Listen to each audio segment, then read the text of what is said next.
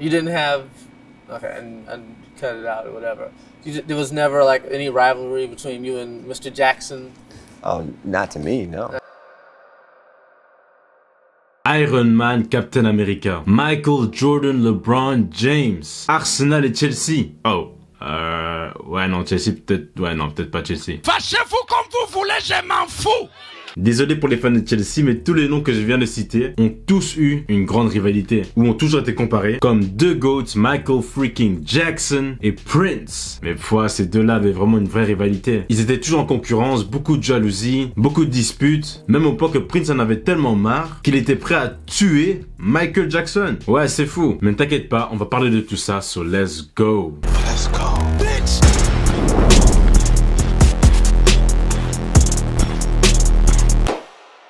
Juste avant qu'on commence la vidéo, n'hésite pas à t'abonner à la chaîne si t'aimes bien mes vidéos, ça m'aide vraiment beaucoup. Subscribe! Déjà faut se dire, on est en 1983, et en 1983 les gars, ouais, Michael Jackson était le gars le plus connu au monde. Il venait de sortir son album Thriller, qui à ce jour est toujours l'album le plus vendu de tous les temps. Et le 20 août de cette année, Michael Jackson et Prince seront invités au Beverly Theatre à Los Angeles, et ils seront justement invités au concert de leur idole, l'icône James Brown.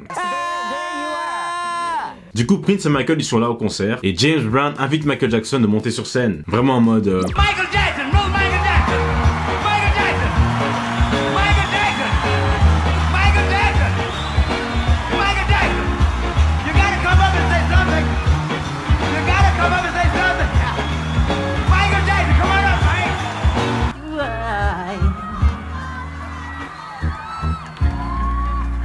I love you!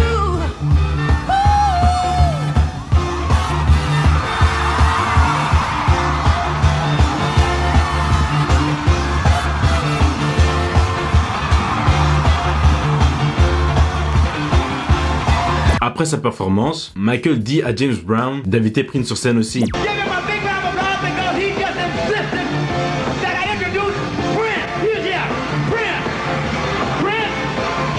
Et là tu dois te dire, oh Michael c'est cool, il donne l'opportunité à Prince de montrer ses talents aussi, tu vois, une petite passe D. Mais en fait, ouais, non pas vraiment. Michael était en train de défier Prince pour essayer de faire une meilleure performance que lui. Et il savait très bien que Prince était défoncé. Stay off the weed!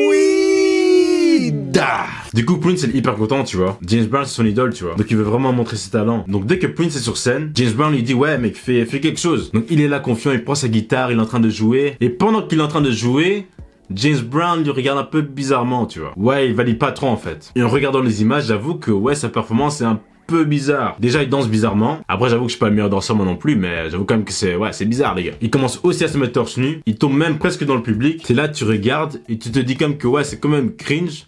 Malgré que ce soit Prince. Et Prince justement savait que ce qu'il venait de faire était humiliant, de fou, et surtout devant son idole, James Brown. Et dans les backstage, Prince et Michael avaient une grande dispute, et Prince dira à Michael en mode bro, t'as pas intérêt à mettre ces vidéos en public.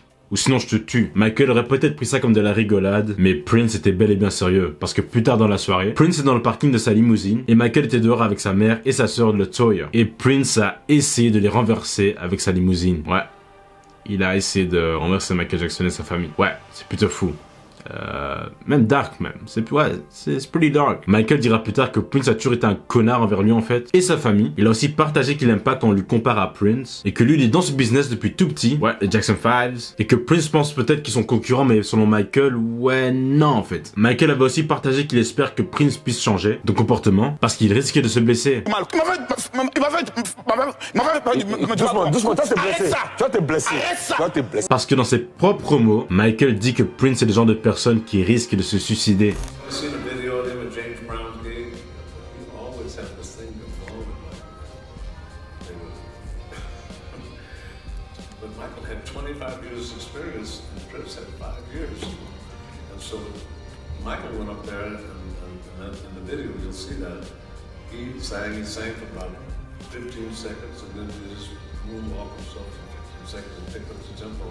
And he whispered in James Brown's ear and said, bring Prince, come up.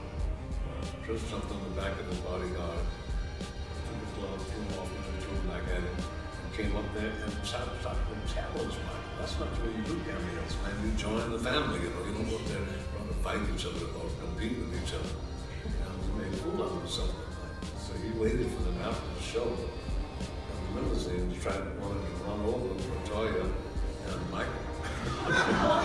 Oh my god. There's some drama, mama. Après en 1985, je pense que Michael a essayé d'être en bon terme avec Prince, puisqu'il va lui demander de participer dans le son We Are the World, mais Prince va malheureusement refuser. Calling. I was not going to let it go. And I said, let me try one more time. Prince, we need you down here. He says, can I have a separate room to record in? Because you know Prince. Yeah. And I But said, that's not how it was. I can't give you a separate room. And then I made the worst mistake. I said, listen, I'll put you right next to Michael. Oh. And he didn't want to be next to Michael? Done. Oh. Done.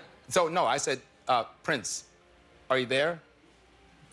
He said, I'll do a guitar solo. Oh, really? Plus tard, les deux icônes vont enfin collab sur le son Bad. Faut que tu saches que dans le clip, le rôle de Wesley Snipes, eh ben selon Prince, le rôle était pour lui. Mais Prince ne voulait plus participer à cette collab. Pourtant, il était vraiment chaud. Il avait même enregistré une démo pour le son. Mais malheureusement, il y a plusieurs trucs qui l'ont énervé durant le process du son. Déjà, il y a un verse dans le son qui causait déjà un problème pour Prince. Et c'était la première ligne du son, les gars. La première ligne, c'était Your butt is mine. Traduit par ton derrière m'appartient.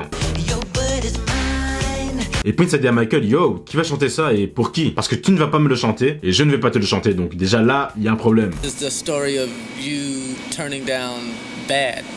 Well, you know, that Wesley Snipes character, Right. that would have been me. To put it better, the first line of that song is Your butt is mine. Now I said, who's gonna sing that to whom?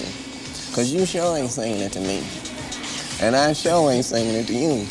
So, right there we got a problem. Michael a aussi énervé Prince parce qu'il avait mal prononcé sa ville natale, dont Minneapolis. Et puis quand Prince est parti chez Michael pour enregistrer, il s'est ramené avec une boîte blanche avec toutes sortes de choses dedans, notamment des boutons de manchette et des Tootsie Rolls dessus. Ce qui a fait stresser Michael, puisqu'il pensait que c'était du voodoo. Il a donc directement jeté ça à la poubelle. Ouais, pas de risque. Et puis à un moment au studio, Prince dira même à Quincy Jones, ouais, en fait Michael a apparemment besoin de moi pour ce son. Ça va d'office cartonner. Et malheureusement pour lui, je peux dire, ouais, il avait raison. Le son a topé les charts. Il était numéro 1 presque partout. D'ailleurs, pour l'anecdote, c'était un certain Martin Scorsese qui avait réalisé le clip. C'est quand même dommage qu'on n'a pas vraiment eu l'opportunité de voir ces deux icônes collab ensemble. Après, c'est vrai quand même qu'ils avaient une vraie rivalité. Et perso, je pense quand même aussi que Michael a aussi fauté. Surtout le 20 août en 1983. Il savait très bien que Prince était défoncé. Et Quincy Jones avait même partagé que c'était l'intention de Michael de humilier Prince. Et ouais, faut avouer que ouais, il a très bien réussi. When Michael dies, Prince was in rehearsal for